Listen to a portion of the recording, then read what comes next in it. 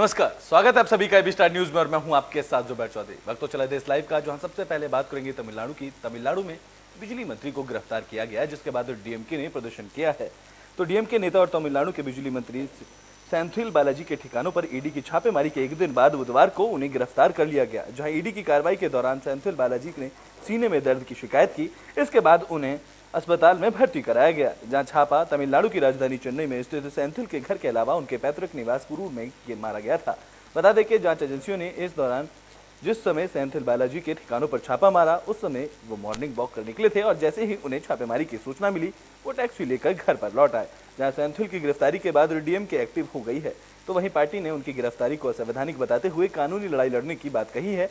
जहां डीएमके ने बीजेपी पर निशाना साधते हुए कहा है कि उनकी पार्टी बीजेपी के डराने धमकाने की राजनीति से नहीं डरती है। डीएमके नेता को अस्पताल लाए जाने के बाद अस्पताल के बाहर भारी ड्रामा देखने को मिला, जहां ईडी के एक्शन के बाद जब सेंथिल के सीने में दर्द की शिकायत की तो उन्हें अस्पताल लाया गया। इस दौरान उनके समर्थकों ने हॉस्पिटल के बाहर इकट्ठा होकर प्रदर्शन किया। इस बीच राज्य के मुख्यमंत्री एम.के. स्टालिन ने अपने घर पर वरिष्ठ मंत्रियों की बैठक बुलाई और इस मुद्दे पर स्टालिन कानून की टीम के साथ बैठक भी की। अब इस मामले में सेंथिल बालाजी को कांग्रेस का भी समर्थन मिला है, जहां कांग्रेस के राष्ट्रीय अध्यक्ष मल्लिकार्जुन खड़गे ने सेंथिल की गिरफ्तारी पर निंदा जताई है। उन्होंने कहा है कि राजनीतिक बदले की कार्रवाई के बदले ये चीजें की गई हैं। जहां मल्लिकार्जुन खड़गे ने कहा है कि मोदी सरकार नेताओं को प्रताड़ित करने का काम कर रही है।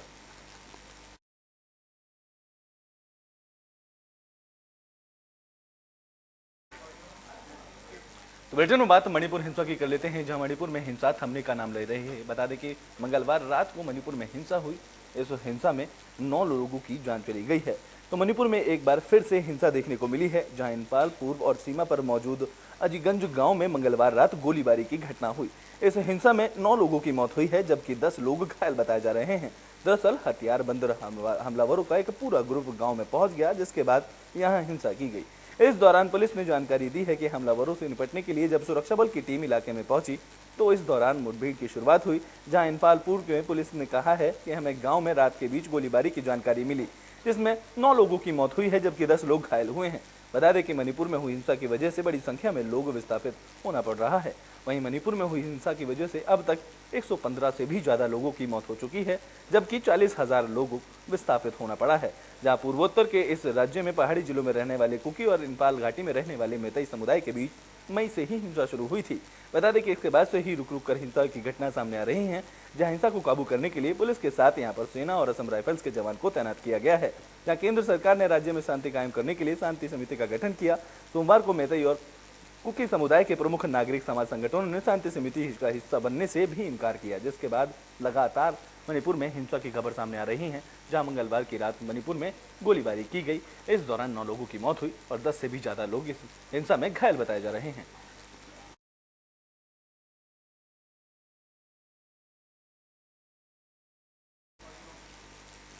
बुलेटिन में बात कर लेते हैं उत्तराखंड की उत्तरकाशी की, जहां होने वाली महापंचायत को प्रशासन ने मंजूरी नहीं दी है। तो उत्तराखंड के पुरोला में 15 जून को हिंदू महापंचायत होने वाली है। इस महापंचायत का ऐलान उत्तराखंड में आ रहे लफ्ज जिहाद के मामलों के बाद किया गया है, जहां हिंदुओं की महापंचायत के बाद मुसलमानों ने भी महापंचायत करने का ऐलान कर दिया। लेकिन अब प्रशासन ने प्रस्तावित महापंचायत की अनुमति देने से इनकार कर दिया है। वहीं पुरोला में धारा 144 भी लागू कर दी गई है। बता दें कि उत्तरकाशी जिला प्रशासन ने कथित लव जिहाद मामले को लेकर 15 जून को पुरोला में प्रस्तावित महापंचायत की अनुमति देने से इनकार किया, जहां राज्य के डीजीपी अशोक कुमार ने कहा है कि पुलिस ये सब नहीं होने देगी और न ही किसी को कानून व्यवस्था से खिलवाड़ करने दिया जाएगा।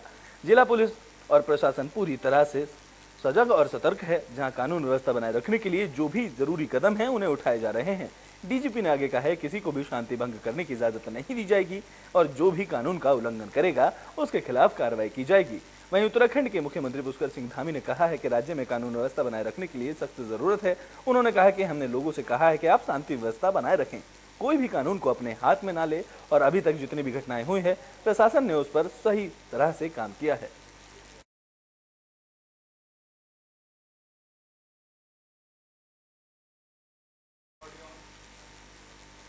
तो बुलेटिन में बात कर लेते हैं पहलवानों की, जहां 4 पहलवानों ने ब्रजभूषण शरण सिंह के खिलाफ सबूत दिए हैं। तो डब्ल्यूएफआई के पूर्व अध्यक्ष ब्रजभूषण शरण सिंह पर यौन शोषण का आरोप लगाने वाली 6 महिला पहलवानों में से 4 ने दिल्ली पुलिस को ऑडियो और विजुअल सबूत मुहैया कराए हैं। बता दें कि पुलिस को 2 महिला रेसलर, एक इंटरनेशनल रेफरी और स्टेट लेवल कोच ने पहलवानों के समर्थन में गवाही दी है। उसको आधार बनाकर पुलिस 15 जून को चार्जशीट पेश करेगी। इस मामले के केस की धाराओं के लिए एडवाइजरी भी ली जा रही है।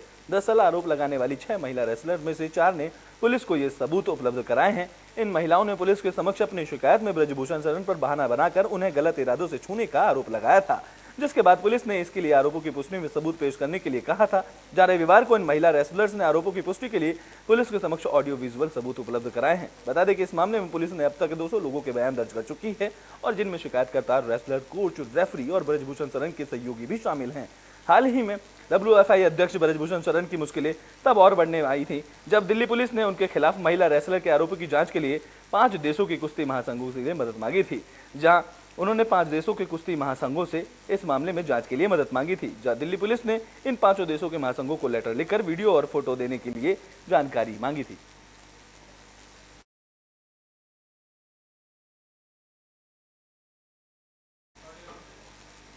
तो ब्रिटेन में बात कर लेते हैं खाप पंचायत की तरफ से हरियाणा बंद की, जिसने आश्वासन के बाद खोल दिया गया है।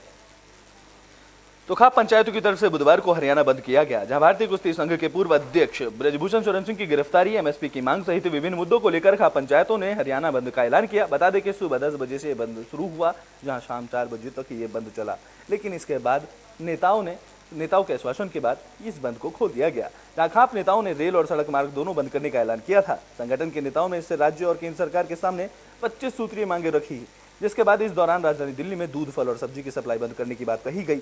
बता दें कि हरियाणा में रेलवे यातायात भी इससे प्रभावित हुआ, जहां सभी टोल प्लाजाओं पर किसानों ने धरना दिया। झज्जर जिले के बहादुरगढ़ स्थित मठोली गांव टोल प्लाजा पर 3 दिन पहले जनता संसद में सर्वसम्मति से हरियाणा बंद का फैसला लिया गया था। बता दें कि खाप पंचायतों ने बंद के ऐलान को देखते हुए देश भर में सुरक्षा बढ़ाई गई। जिन जिलों में बंद का असर देखने को मिला, वहां सुरक्षा बलों की तैनाती की गई। आपको बता दें कि 25 सूत्रीय मांगों को लेकर 21 सदस्यों की कमेटी की गठन की गई, जो ब्रजभूषण शरण की गिरफ्तारी को लेकर कर्जा माफी को लेकर बातचीत कर रही थी, जिसके बाद आश्वासन के बाद अब किसानों ने बंद खोल दिया।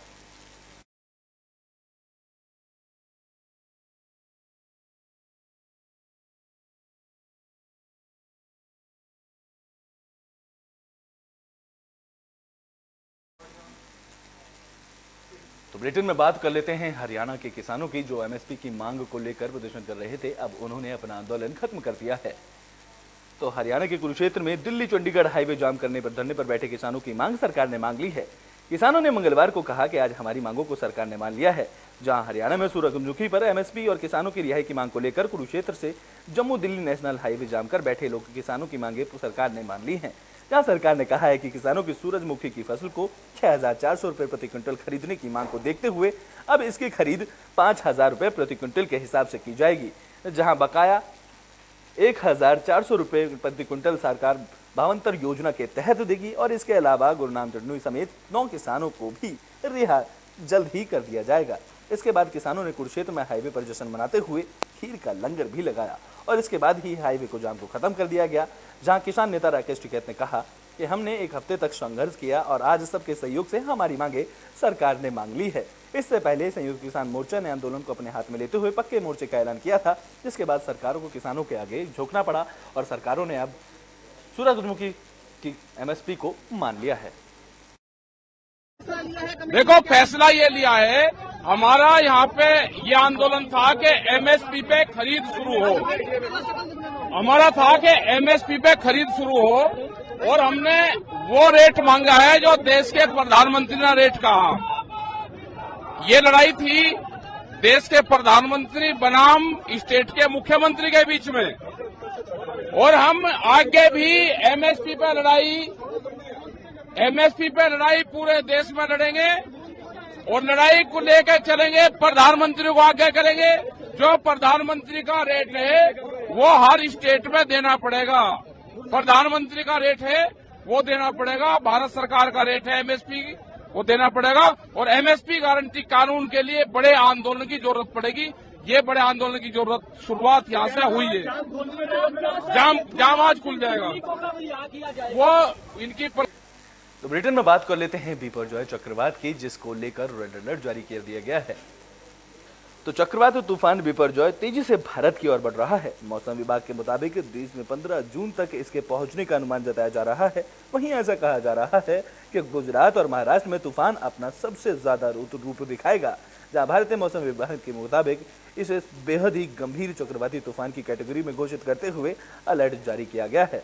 बता दें कि तूफान अभी गुजरात के जाखाऊ पोर्ट से 280 किलोमीटर दूर है, जहां बिपरजॉय को लेकर आईएमडी ने सौराष्ट्र और कच्छ में रेड अलर्ट जारी किया है, जहां विभागों ने मछुआरों और समुद्र में न जाने के लिए आदेश दिए हैं। और विभाग के अनुसार तूफान के गुजरात के कच्छ और देवभूमि द्वारका, पोरबंदर, जामनगर और मोरबी जिलों के तूफान का सबसे ज्यादा असर होने की आशंका के चलते निचले इलाकों में लोगों को निकाला गया है। और ऐसे में तूफान को लेकर राज्य सरकार के साथ केंद्र सरकार भी तैयार है, जहां साइक्लोन बिपरजॉय पर विकराल होकर गुजरात से करीब पहुंच रहा है। और मौसम विभाग के अनुसार राज्य में साइक्लोन का लैंडफॉल गुरुवार 15 जून को होना है। ऐसे में राज्य के कई हिस्सों में 15 और 15 जून के लिए स्कूल को बंद रखने के आदेश दिए गए हैं, जहां बिगड़ते मौसम को देखते हुए कच्छ, पोरबंदर, अमरेली, द्वारका जिले के सभी स्कूलों को 14 जून और 15 जून की छुट्टी घोषित कर दी गई है। जहां तूफान को लेकर केंद्रीय गृह मंत्री अमित शाह ने समीक्षा बैठक की और अमित शाह को गुजरात के मुख्यमंत्री भूपेंद्र पटेल ने तूफान को लेकर तैयारियों की जानकारी दी।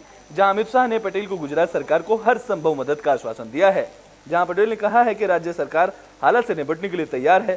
पीएम और गृह मंत्री के मार्गदर्शन कर आपदा प्रबंधन के सभी इंतजाम किए गए हैं। बता दें कि यहाँ किसी भी स्थिति से निपटने के लिए 17 एनडीआरएफ की टीमों को तैनात किया गया है।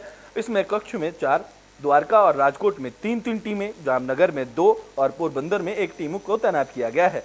बता दें कि तूफान के असर को देखते हुए अब तक 8 जिलों में 47,000 से ज्यादा लोगों को स्थानांतरित कर दिया जा चुका है।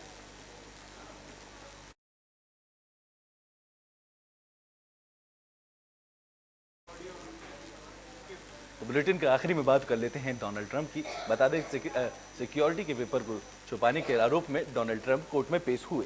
तो अमेरिका के पूर्व राष्ट्रपति डोनाल्ड ट्रंप सीक्रेट डॉक्यूमेंट मामले में मियामी कोर्ट में सरेंडर करने पहुंचे, जो सरेंडर करने के बाद उन्हें गिरफ्तार किया गया। बता दें कि मंगलवार फ्लोरिडा राज्य की मियामी कोर्ट में उनकी पेशी हुई, जहां ट्रंप को सीक्रेट डॉक्यूमेंट केस से जुड़े 37 मामलों का सामना करने के लिए कस्टडी में लिया गया था। जहां पेशी के दौरान ट्रंप ने सभी आरोपों का सामना किया और खुद को बेगुनाह बताया। डोनाल्ड ट्रंप के वकील ने सुनवाई के दौरान कोर्ट में बताया कि हम निश्चित रूप से दोषी नहीं होने की दलील दे रहे हैं। बता दें कि ट्रंप पर जो आरोप लगे हैं उनमें अधिकतम 10 साल तक की सजा का प्रावधान वाले आरोप हैं। जहां अमेरिकी न्याय विभाग ने बीते शुक्रवार को डोनाल्ड ट्रंप पर लगाए आरोपों को सार्वजनिक किया था और उनके खिलाफ 49 पन्नों के आरोप तय किए गए थे, जिसमें राष्ट्रीय सुरक्षा को खतरे में डालना, परमाणु और डिफेंस सीक्रेट्स की फाइलें गलत तरीके से अपने पास रखने जैसे आरोप शामिल हैं।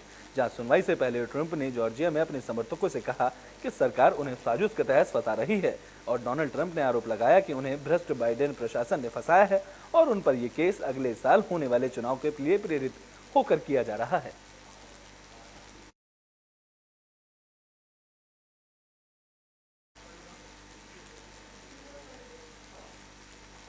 देश लाइव में अभी के लिए बस इतना ही। देश और दुनिया की तमाम खबरों के लिए देखते रहें एबी स्टार न्यूज।